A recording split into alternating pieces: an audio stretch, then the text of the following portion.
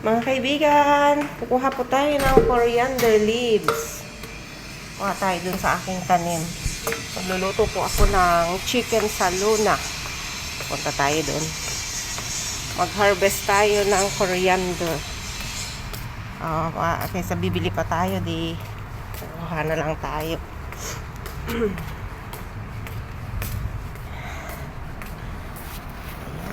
Ayan siya.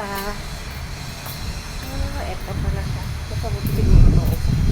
Meron ako dyang parsley. Tapos ito ang coriander. Ayan. So, mag-harvest po tayo. Tayo magluluto ng chicken sa Luna. So, hindi na natin kailangan bumili mga kaibigan, di ba? Ayan, meron tayong sariling tanim. Marami pa dun sa garden. Ito, dito ko lang ito inilagay. Kasi sobrang init. Nag-start na yung init. So, ayan.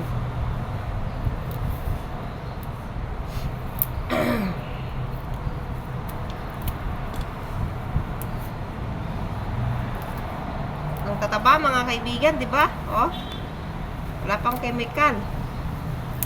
Ito talaga natural. Hindi ko na kailangan magpabili.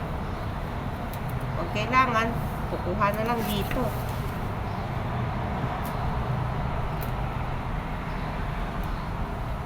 Ay, naku, ubos na. Dito tayo sa kabila. Ayan po, may parsley pa. Ayan ang ginger, kaso ubos na. Yan, mga kaibigan, itong aking coriander pa. Oh, ang dami, di ba? Hindi ko na kailangan bumili, mga kaibigan. Ayan, harvestin natin. Kasi magluluto ako ng chicken sa Luna. O, ayan, kailangan ko ng coriander leaves. Chicken sa Luna nila dito. Kailangan maraming coriander leaves. Tapos, sabat. At, syempre, lagyan din natin ng parsley. So, konti lang. Ayan, ganyan ang gawin nyo mga kaibigan. Guys, kung kayo po may free time, matuto kayong magtanim sa inyong bakuran, di ba? O, instead na bibili pa kayo, pwede may kukunin na lang kayo, di ba? Less na sa gastos. Kaya ng mga, sibuyas dahon. O, tanim po kayo. Para hindi na kayo bibili. Pag kailangan nyo, kukuha na lang kayo sa garden nyo, di ba mga kaibigan? Aking tulong. Lalo na ngayon ang mahal ng mga bilihin. Ayan. Ang tataba pa. Kasi taglamig dito kaya umano siya. Pero kung tag-init po dito, hindi ito masyadong nabubuhay. Kasi malalanta siya. Mamamatay din. Doon sa kabila, may mga doon. May mga mint. Peppermint. Nung nakaraan, ang dami ko din kinuha dito. Ayan, diba?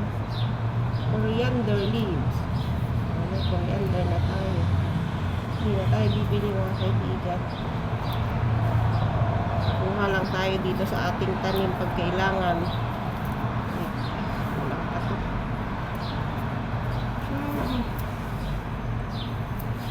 Dami! Ay, naku.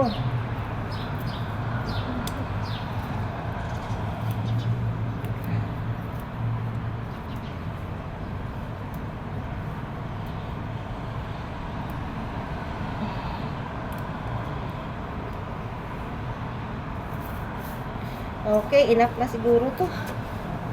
Ayan na mga kaibigan. Oh, ang dami, di ba? Ang dami kong nakuha ng coriander. Magluluto tayo ng chicken sa Luna. So, nakasave mga kaibigan, diba? Hindi na natin kailangan bumili. Kuha lang tayo doon sa tanim natin pag kailangan. Ganyan po ang gawin natin. Ay, nako, mainit na. So, ito na ang aking nakuha mga kaibigan, coriander leaves.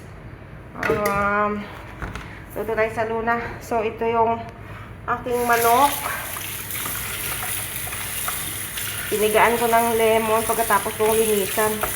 Kasi para hindi po siya mabaho o hindi malansa. Ito, lagyan natin ito dyan. Ano mga kaibigan? Ito na baho natin. Luluto tayo ng chicken everyday. Eh, syempre. Ganito naman dito. Manok, araw-araw.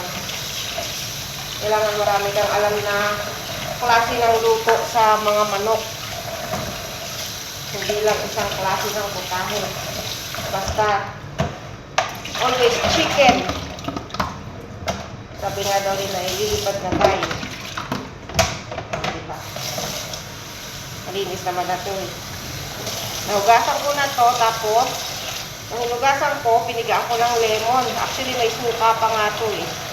So, yan. Let's go! Magluto na po tayo para sa lunch. Okay. Ayan. Palagi ko po ito sa inyo pinapakita mga kaibigan. O, ayan guys. Chicken sa Luna na naman. O, ayan lang po muna.